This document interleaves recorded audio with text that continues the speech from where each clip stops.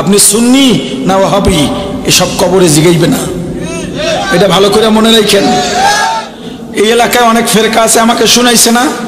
এবার শুনেন, বাঞ্ছারামপুর এক মাহফিলে গিয়েছিলাম, গিয়া শুনি এখানে সব রসুল নূরের তৈরি না মাটির তৈরি, এইটা নিয়ে পুরা গ্যাঞ্জাম। আমারে একজন সাধারণ মানুষ মহব্বত করে, তাদেরকে বুঝাইয়া শুনাইয়া, আমার অনেক আগের বয়ান আছে যে রাসূলের একটা জীবনী আছে পুরা বয়ানে, ওইটা তাদেরকে শুনাইছে। তারা মনে করছে আমাদের দলের লোক, তারা আমার দাওয়াত দিছে। আমি তো বেশিরভাগ সময় 5 কলি টুপি পরি, তা আমি তো ওইভাবে গেছি। এখন সবাই দেখি অন্যভাবে তাকায় আমার দিকে, এমনি তাকায় এমনি তাকায়।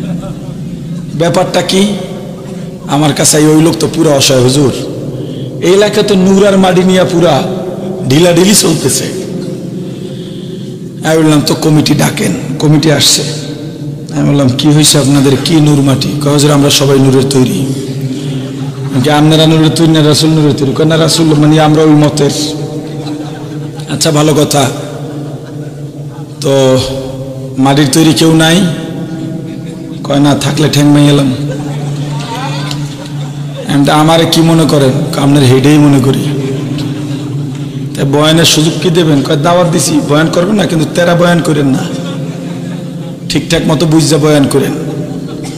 আমি অনেক আগে এই বরুড়ার কোনো একটা এলাকায়, এলাকার নাম মনে নাই, একটা মাদ্রাসা আছে, তখনকার মুহতামিমের নাম ছিল আব্দুল কুদ্দুস, এতটুকু মনে আছে।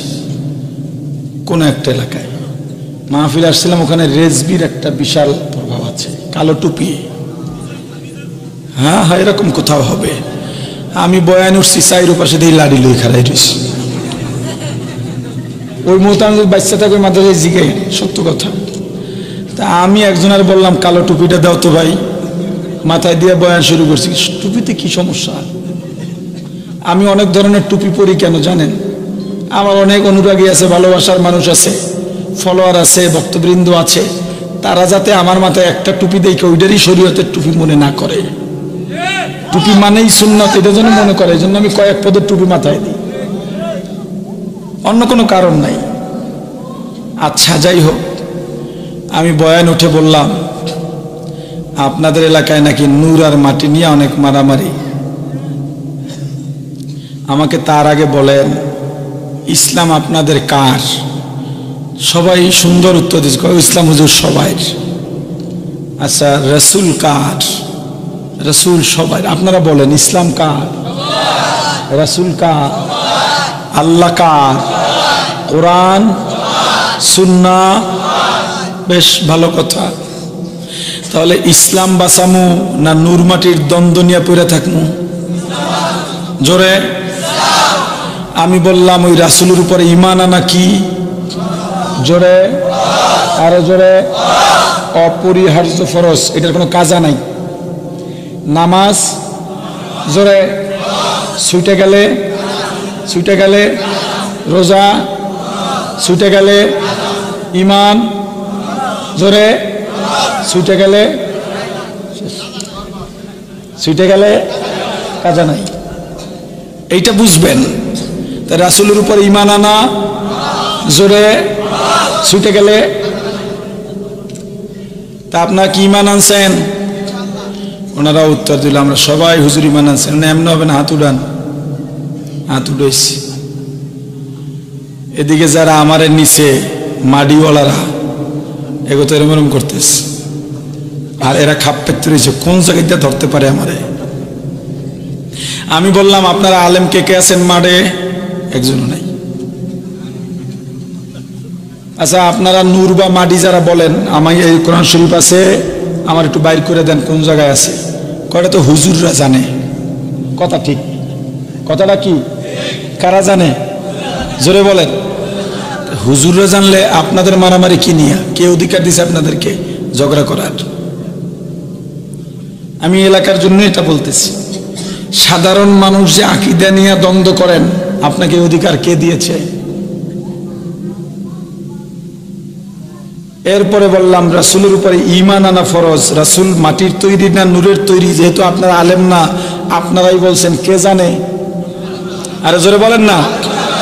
তাহলে আমরা তো জানি না, কারণ আমরা সাধারণ মানুষ। কোরআনও পড়ি নাই, হাদিসও পড়ি নাই, ইসলামী শিক্ষাও আপনার আমার মাঝে নাই। হুজুরদের থেকে শূন্য মুসলমান, যতটুক পারে আমল করি। কথা ঠিক না? জোরে। তাহলে আপনাদের কথা কি হতে পারে? আল্লাহ রাসূলের উপর ঈমান আনা ফরজ। আশহাদু আন্না মুহাম্মাদান আবদুহু ওয়া রাসূলুহু। আমি ঈমান আনলাম, আমি সাক্ষী দিলাম, আমি জানি না রাসূল নূরের তৈরি না মাটির তৈরি। আমার রাসূলের উপর ঈমান আনা ফরজ। আমার রাসূল মাটির তৈরি যদি হয়, ওই মাটির তৈরি রাসূলের উপর ঈমান আনলাম। যদি নূরের তৈরি হয়, নূরের তৈরি রাসূলের উপরে ঈমান আনলাম। কিসসা খালাস। নূর আর মাটি নিয়ে যারা জানে, হুজুররা ঝগড়া করবে ঘরের মধ্যে, এই ময়দানে এসে যেই হুজুর নূর আর মাটি নিয়ে বয়ান কইরা সাধারণ মানুষের মাঝে দ্বন্দ্ব লাগায়, ওই হুজুর ঐক্য ভঙ্গকারী হুজুর। তখন শ্রোতাদের উচিত, যেহেতু আলেম, সম্মানের সাথে চিরকুটে লিখে দেওয়া, হুজুর আপনার পায়ে পড়ি, আমলের কথা আমাদেরকে বলেন, আমাদের চেতনা ফিরাইয়া দেন, দ্বন্দ্ব লাগাইয়েন না। আপনি আসছেন কুয়াকাটার থেকে, 1 ঘন্টা কথা বইলা আমার এলাকায় দ্বন্দ্ব লাগাইয়া যাবেন, অথচ এই মানুষগুলো আমরা সবাই একসাথে এক দোকানে বাজার করি। কি বুঝলেন? হ্যাঁ, এই দ্বন্দ্ব আর করবেন? জোরে বলেন, এই দ্বন্দ্ব আর করবেন? সবাই মিলেমিশে থাকবেন। আমার কথা বলতে অনেক কষ্ট হচ্ছে, রাতও অনেক হয়ে গেছে। আমাকে তারা বলছিল আপনি অল্প বয়ান করলেই হবে।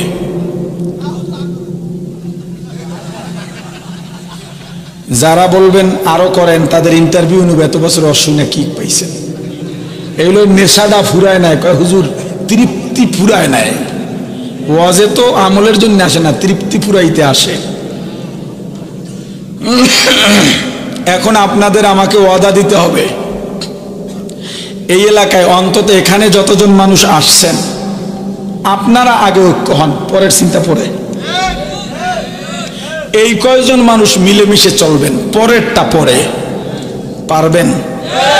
জোরে বলেন। এ জায়গায় ঠিক বললে ঘরে গিয়া চিন্তা করবেন, মৌলবী এসে কুয়া কাটে দেয়, যা বলে কি মানতেও নেই। আমি আমার পীরের পাও ছাড়তে পারবো না, আমার খিদা লাগলে যে পীরের পাও ছাড়া শুরু করবো। করা যাবে? জোরে বলেন। আমরা ঐক্যবদ্ধ থাকতে চাই, যেই দল করেন, যেই মতের মানুষ হন, আমার এলাকা আমার রক্ষা করতে হবে, আমার সমাজকে আমার শুদ্ধ করতে হবে। হে যুব সমাজ, তুমি ঐক্যবদ্ধ হয়ে যাও। এই আড্ডা ইউনিয়নে মাদক থাকবে না, নামাজের সময়, আজানের সময় টিভি চলবে না, গান বাজবে না, রাত 10টার পরে মাহফিল হোক, দিবস হোক, কোনো মাইকের আওয়াজ চলবে না। রমজান মাসে দিনের বেলায় হোটেল রেস্তোরাঁ খোলা থাকবে না। কোন যুবক মুরব্বীর সামনে প্রকাশ্যে বিড়ি সিগারেট টানতে পারবে না। কোন দিবস উপলক্ষে কোন ছেলে মেয়ে, নারী পুরুষ, অবিবাহিত, গায়রে মাহরাম একসঙ্গে চলতে পারবে না। ঐক্যবদ্ধ হয়ে যাও। আড্ডা হবে এই বাংলাদেশের 1 নাম্বার মডেল ইউনিয়ন। তাহলে কি সবাই মিলেমিশে চলার একটা ওয়াদা এখানে করা যায় কিনা? কারা কারা নিয়ত করতে পারেন? 2 হাত তুলেন। হাত অর্ধেক করছে না, পুরো উঠছে? একটু হাতে নাড়া দেন, হাত নামান।